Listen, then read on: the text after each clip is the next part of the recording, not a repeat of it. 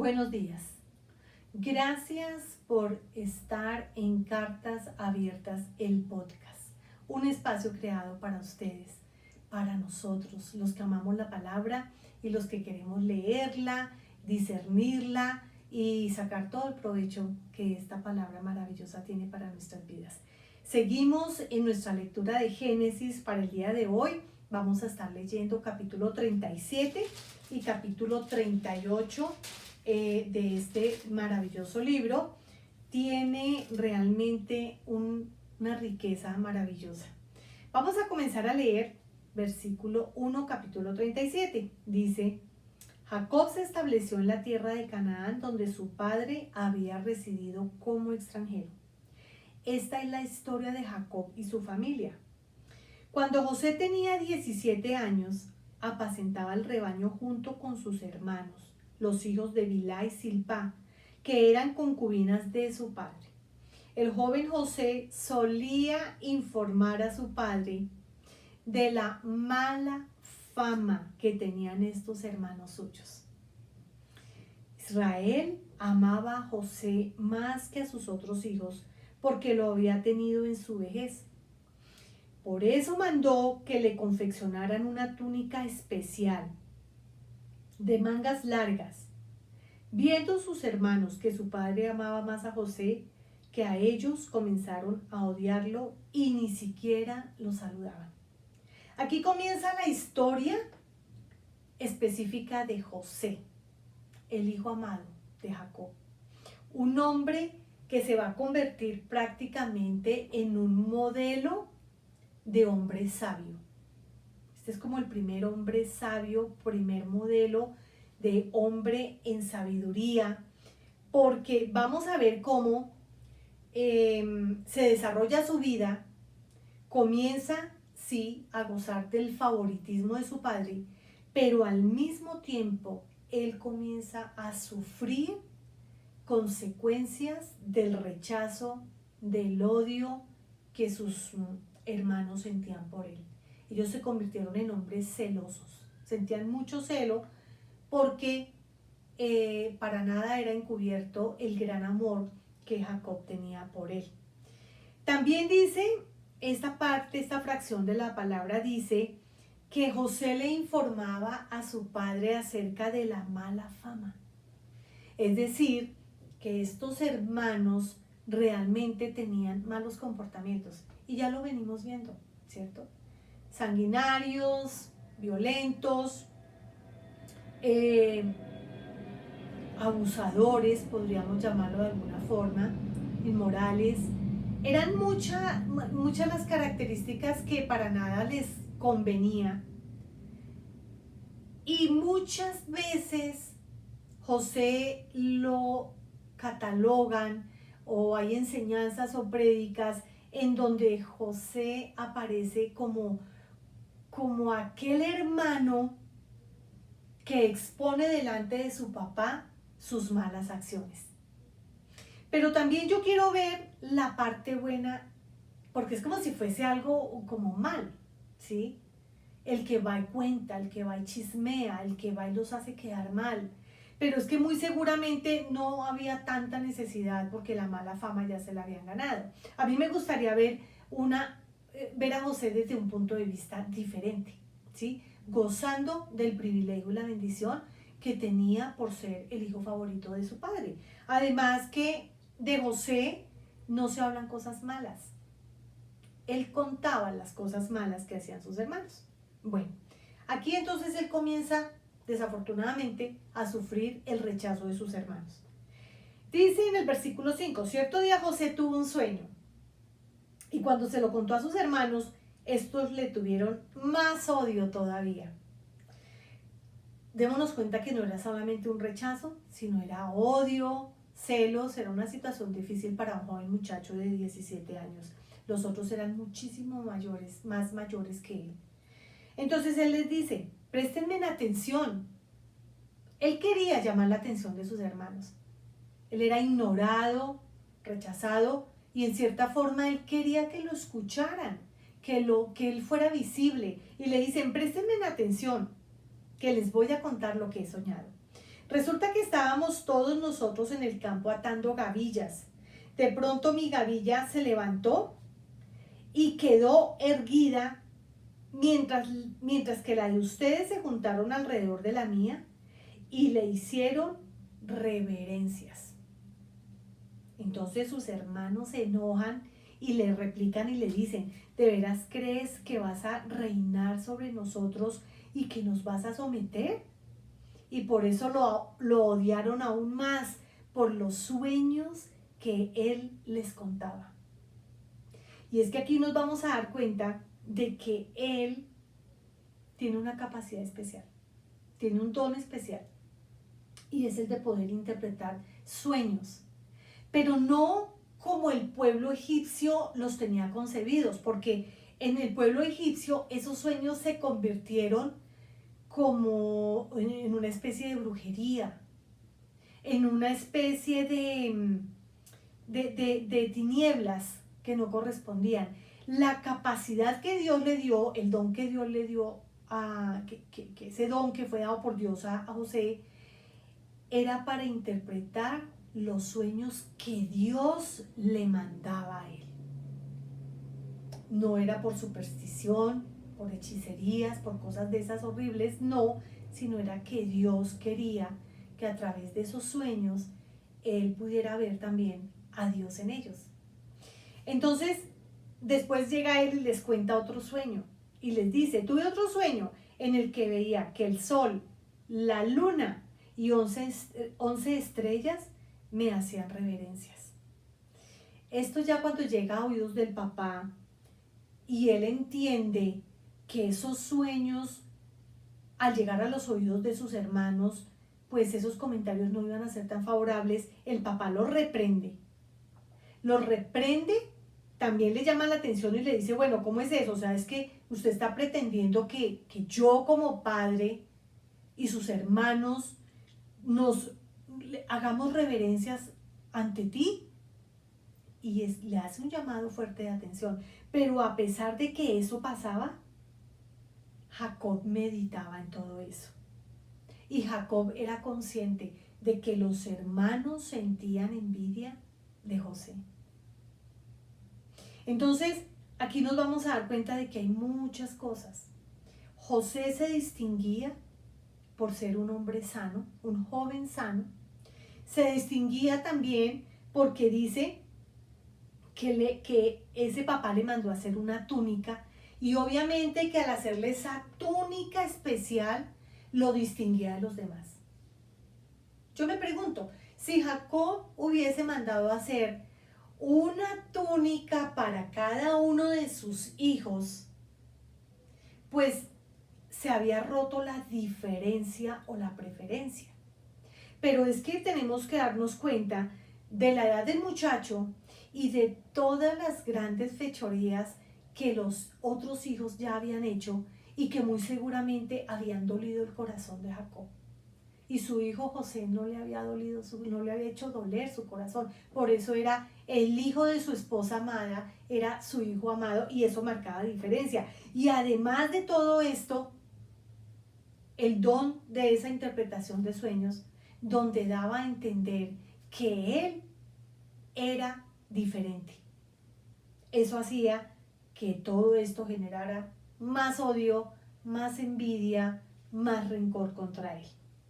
En el versículo 12 dice que en cierta ocasión los hermanos de José se fueron a Siquén para apacentar las ovejas de su padre Israel.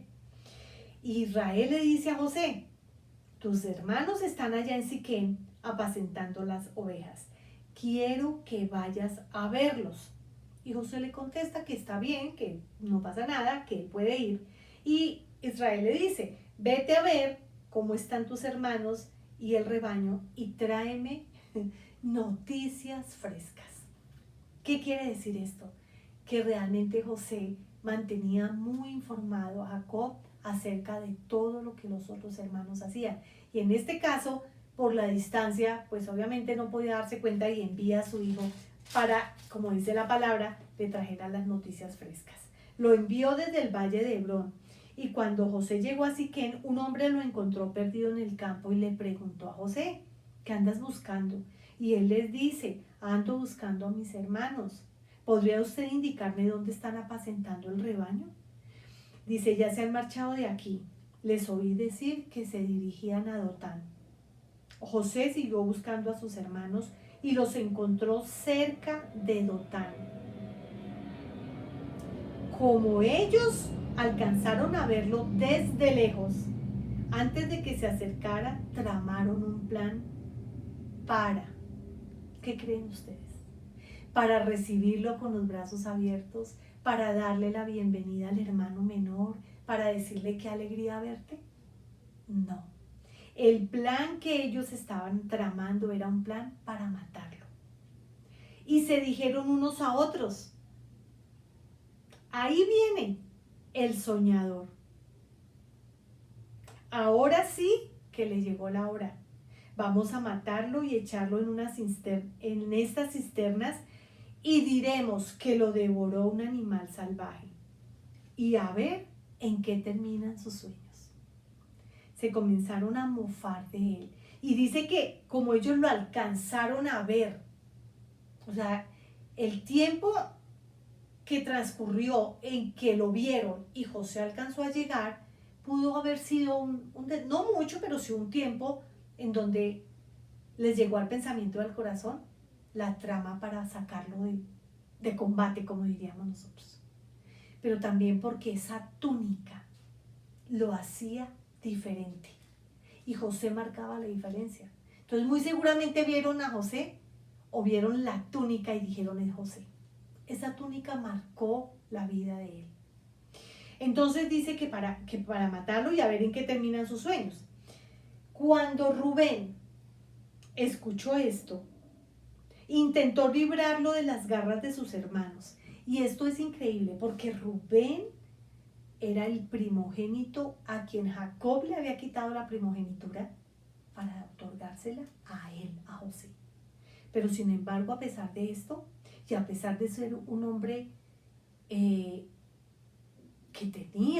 debió haber tenido, Raira, también dolor, rencor, envidia en el corazón, mucho más por esa primogenitura, de ese corazón sale algo para librar a su hermano. Y él dice, no lo matemos, no derramen sangre, arrójenlo en esta cisterna en el desierto, pero no le pongan la mano encima.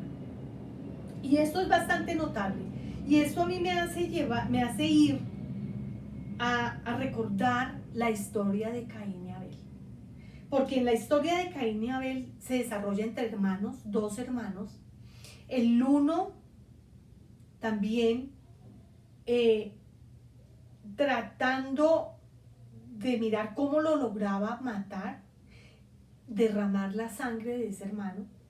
Y aquí son varios hermanos en contra de uno, en donde sin embargo hubo uno que dijo no matemos, no derramemos sangre, porque muy seguramente si eso hubiese pasado, la sangre de José hubiese clamado aún más que la misma sangre de Caín, muy seguramente, ¿cierto?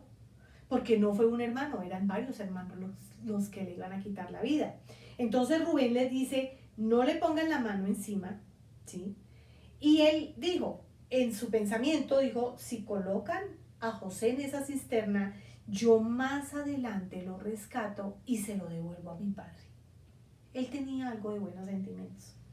Entonces dice que cuando José llegó a donde estaban sus hermanos, miren lo que hicieron. Le arrancaron la túnica especial de mangas largas. Lo agarraron y lo echaron en una cisterna que estaba vacía y seca. Y luego, tranquilamente, se sentaron a comer. En eso, al levantar la vista, divisaron una caravana de ismaelitas que venía de Galaad. Sus camellos estaban cargados de perfumes, bálsamo y mirra que llevaban para Egipto. Entonces Judá, otro hermano, les propuso lo siguiente. ¿Qué ganamos con matar a nuestro hermano y ocultar su muerte? En vez de eliminarlo, vendámoslo a los ismaelitas. Al fin de cuentas, es nuestro propio hermano. Aquí sale otro en defensa de su propio hermano, ¿sí? Tampoco lo quería tener tan cerca. Es decir, Rubén lo quiso encerrar allá, dejar que sus hermanos se fueran y devolverlo con vida a la casa de su padre. Este en cambio dijo, pues es nuestro hermano, no le vamos a quitar la vida, ¿para qué vamos a ocultar su muerte? Pero tampoco lo quiero tener tan cerca, vendámoslo. Y él pensaba seguramente que vendiéndolo José se iba a perder y jamás iban a volver a saber de él. Entonces dice que sus hermanos estuvieron de acuerdo con él y así que cuando los mercaderes madianitas se acercaron, sacaron a José de la cisterna y se lo vendieron a los ismaelitas por 20 monedas de plata. Y fue así como se llevaron a José a Egipto.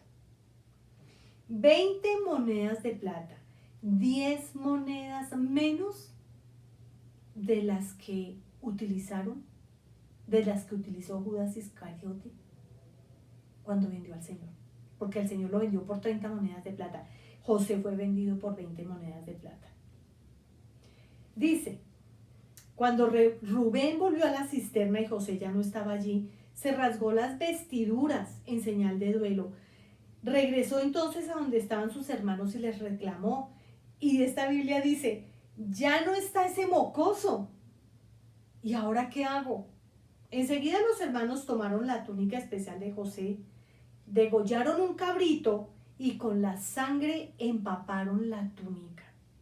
Luego la mandaron a su padre con el siguiente mensaje. O sea, aquí hay crueldad. Porque no pensaron en el dolor profundo que le iban a causar a su padre al él recibir esta noticia y pensar que su hijo había desaparecido por una fiera. Entonces le dicen, el mensaje decía lo siguiente, encontramos esto, fíjate bien si es o no la túnica de tu hijo. Y en cuanto Jacob la reconoció, exclamó, sí, es la túnica de mi hijo. Seguro que un animal salvaje se lo devoró y lo hizo pedazos. Y Jacob rasgó sus vestiduras y se vistió de luto por mucho tiempo y hizo duelo por su hijo.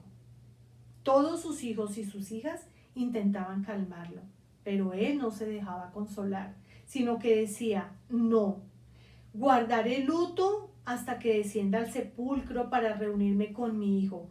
Así Jacob siguió llorando la muerte de José. ¡Qué crueldad! Estos hijos eran conscientes de que José estaba vivo, pero aún así sus ojos presenciaban el dolor de ese padre y no se condolían. O bueno, quisieron de pronto consolarlo, pero no se atrevían a decirle la verdad y aún así le causaron muchísimo daño a este hombre. En Egipto los madianitas lo vendieron a un tal Potifar, funcionario del faraón y capitán de la guardia.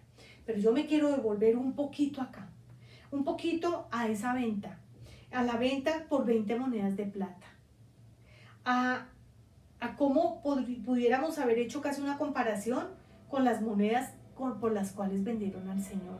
Pero también dice que esa túnica la empapan en sangre y él es vendido y la túnica enviada a su padre. Aquí comienza José ¿cómo llamar esto? Un caminar doloroso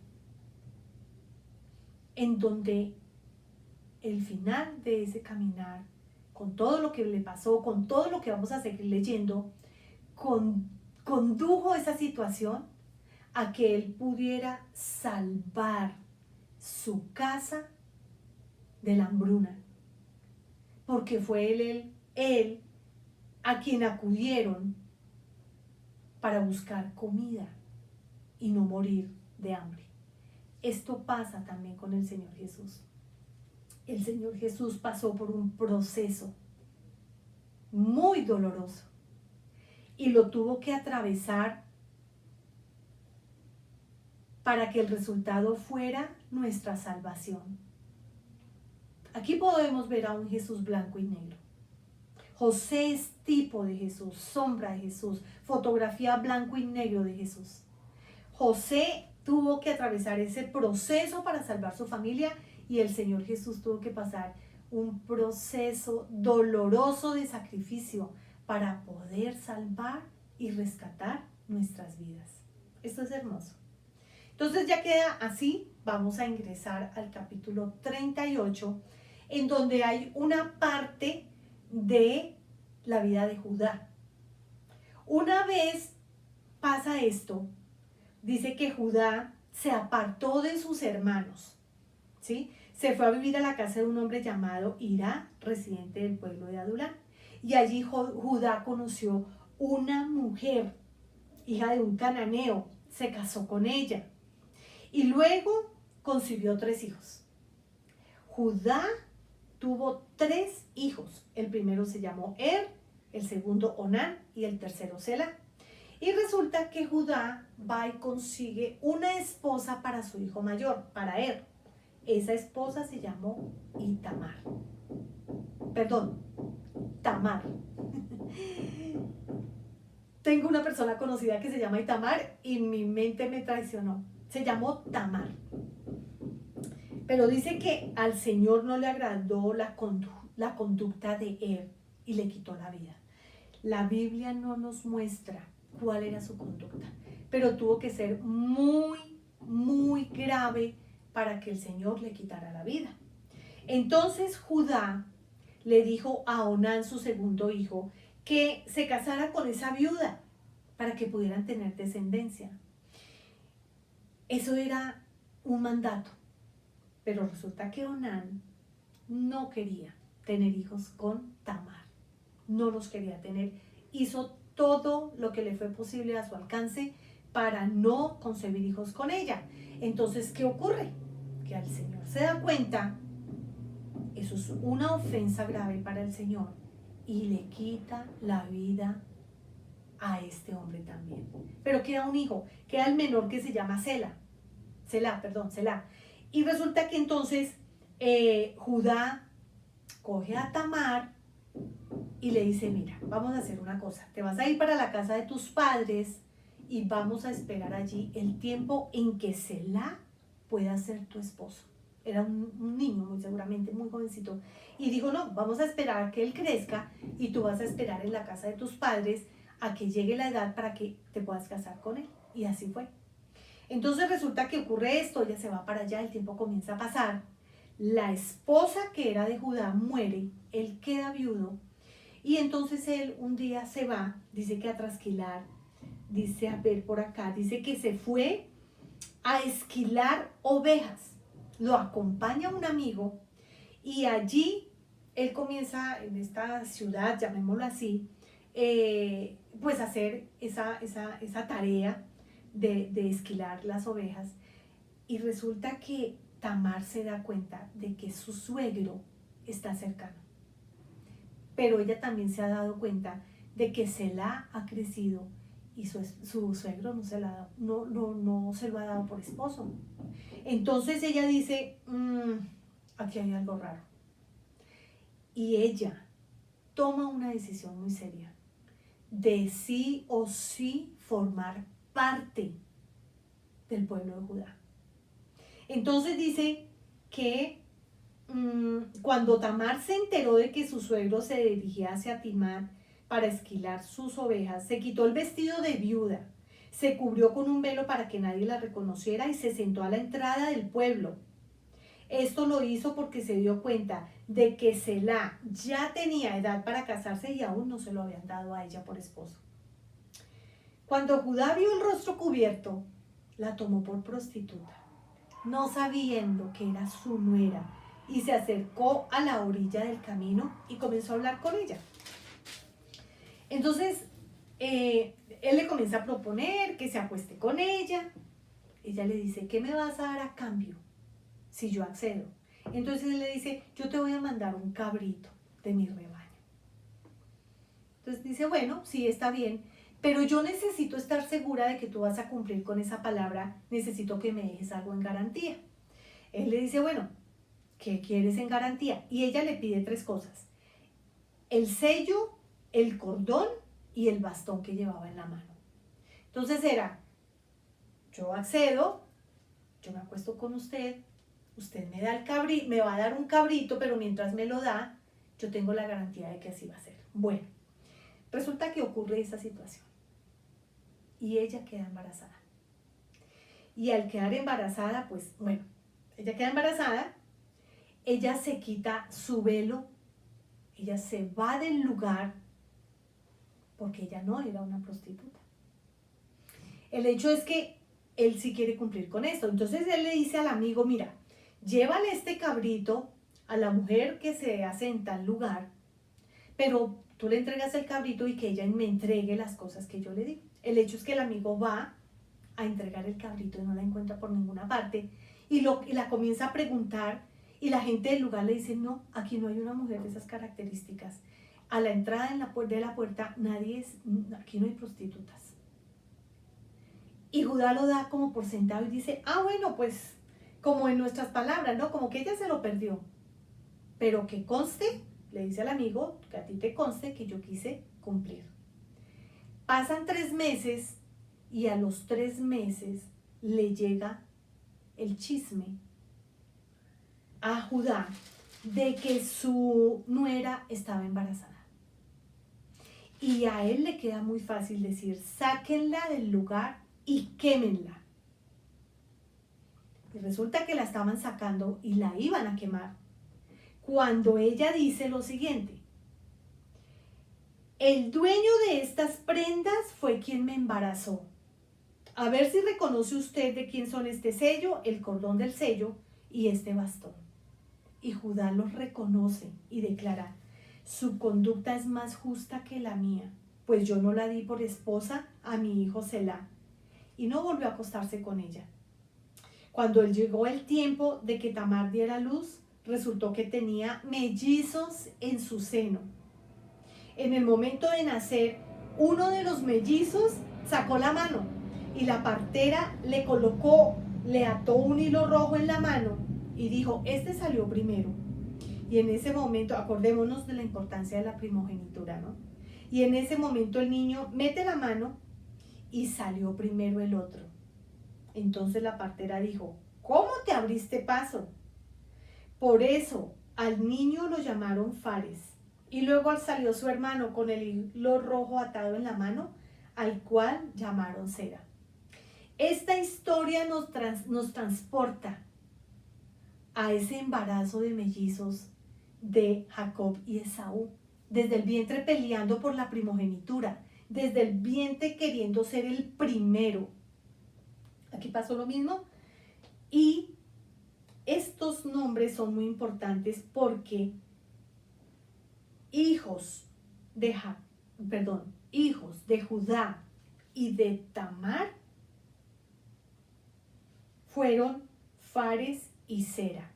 Y si nosotros nos dirigimos a Mateo, al Evangelio según Mateo, en la genealogía del Señor Jesucristo, en estos primeros del 1, vamos a leer del 1 al 3, en la tabla genealógica del Señor Jesucristo aparecen estos personajes. ¡Qué increíble! Dice, tabla genealógica de Jesucristo, hijo de David, hijo de Abraham. Abraham fue el padre de Isaac, Isaac el padre de Jacob, Jacob padre de Judá y de sus hermanos, Judá padre de Fares y de Sera, cuya madre fue Tamar. ¡Qué increíble! Esta es la genealogía del Señor Jesucristo. Una genealogía increíblemente caracterizada por el pecado. Porque aquí hubo una concepción en pecado. Porque si bien era cierto que la costumbre que sí era aprobada por el Señor era que si uno de los hijos moría pero tenía un hermano, se podía casar con esa mujer viuda y así tener descendencia. Pero lo que nunca hubiese sido aprobado era un incesto entre una nuera y el suegro. El Señor Jesucristo fue descendencia de personas que cometían serios pecados. Sin embargo, si nosotros miráramos en 2 de Corintios, capítulo 5, el versículo 21 nos dice, al que no cometió pecado alguno, por nosotros Dios lo trató como pecador para que en él recibiéramos la justicia de Dios. El Señor Jesús viene de una descendencia de pecadores. nació en esta tierra, en medio de pecadores, pero jamás cometió pecado. ¿Cómo no amar a Jesús? ¿Cómo no amar su palabra? ¿Cómo no atesorar su salvación? ¿Cómo no admirar y abrazar su amor? Damos por terminado este capítulo precioso que nos deja muchísima enseñanza. Los animo a que nos sigan acompañando, a que sigan compartiendo, a que nos regalen like. Yo de tecnología no sé mucho, pero sé que si comparten estos videos tienen mayor difusión. Así que los animo a que nos apoyen en eso y los espero el próximo lunes y que sean grandemente bendecidos.